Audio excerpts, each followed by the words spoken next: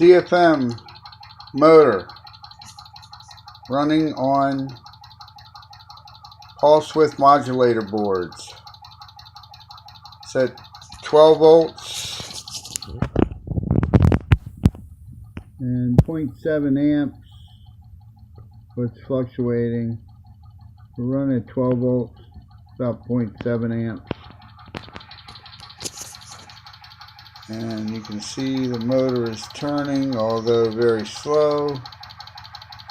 It's still turning. The objective to get the pulse width modulator boards to run the ZFM has been achieved, although not as good as the reed switches right this minute. There's a picture of the scope signal, and it seems to be okay.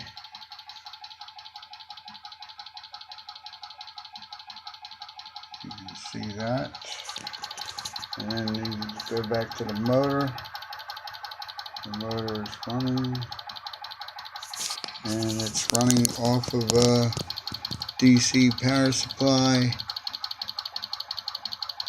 set around 12 volts. There's the reeds. You see 4 reeds, and the reeds have no wires on them, and the motor is spinning.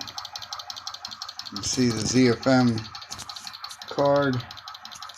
It's running.